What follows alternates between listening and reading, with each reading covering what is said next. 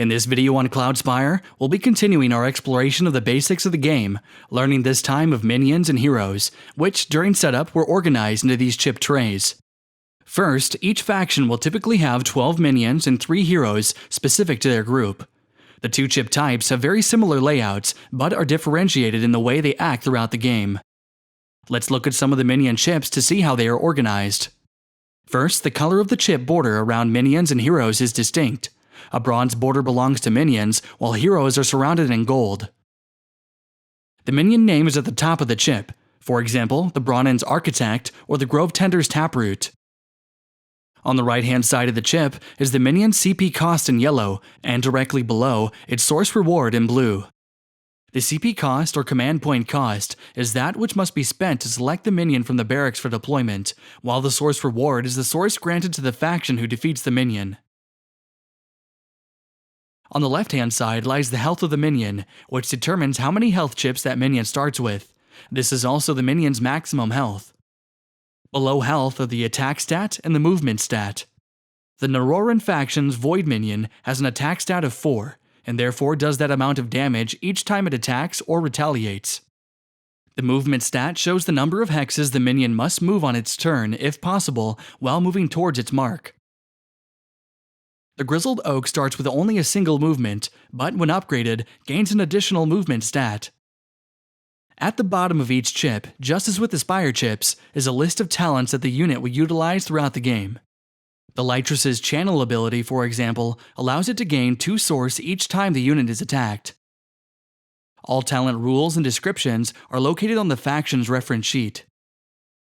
Some minions will have a terrain allowance shown here, as mentioned in the previous video.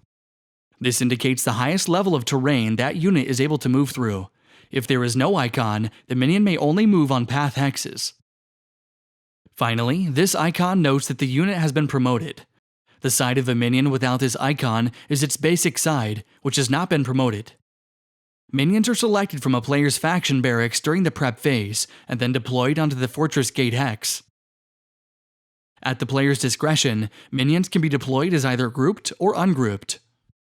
Units are grouped by stacking some minions under others, between the top minion's chip and its health chips. Grouped minions move and act as a single unit, using the stats and talents of the topmost minion. The minion or minions grouped underneath are inactive, such as the Burrower in this example. If the minion on top of the stack is defeated, then the next minion in the group becomes the active minion. When minions are grouped, they must be ordered within the group from lowest movement stat on top to the highest on the bottom. In general, minions must always use their full movement stat in order to make progress towards their mark. If they are unable to, they will use as much of their movement as possible. A minion makes progress when it has ended its movement closer to its mark than when it started. In order to see how far away a mark is, the number of hexes between it and its goal are counted, using the shortest route possible. The route includes hexes that fall within its terrain allowance, whether or not they are occupied by faction units, but it does not include hexes occupied by spires or landmarks. In this example, the Grove Tender's Treed is able to move through terrains up to the forest tier. Having that as the case, this highlighted course would be the most direct route possible, which avoids spires and landmarks. Minions are able to displace friendly heroes by swapping positions with them while moving. Any other unit blocking the way prevents them from using their full movement until that unit moves or is defeated. If a minion is unable to make progress with movement, it may instead make a lateral movement. Note that while minions must make full use of their movement stat if possible, they do not have to be maximally efficient. Movement is valid if the minion has made progress towards their mark. Minions must attack on their turn if they are able to. They do this once per turn, dealing damage to an adjacent opposing unit, spire, or fortress gate. The damage dealt is equal to the minion's attack stat.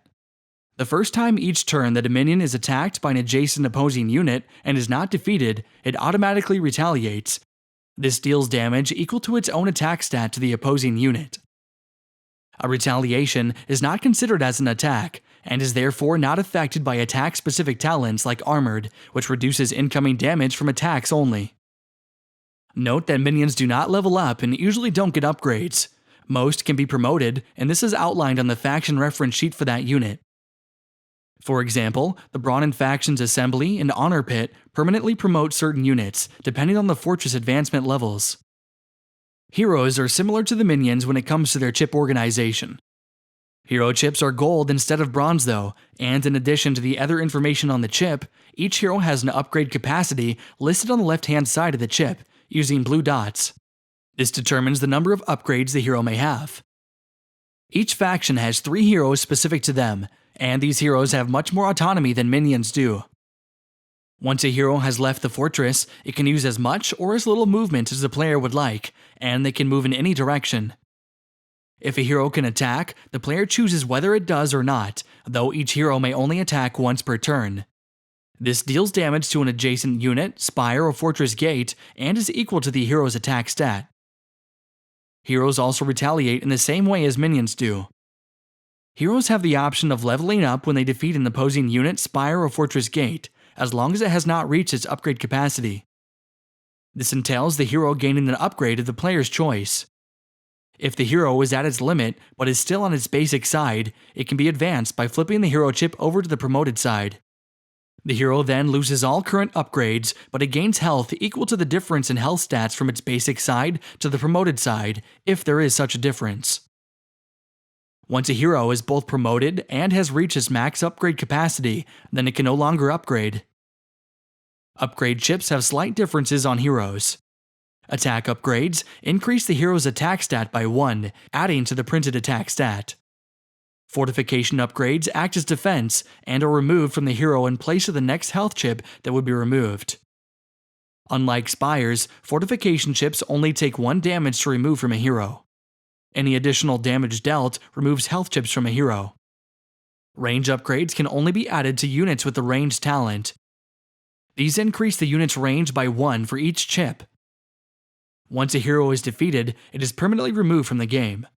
In the next video, we'll begin looking at the phases of the game.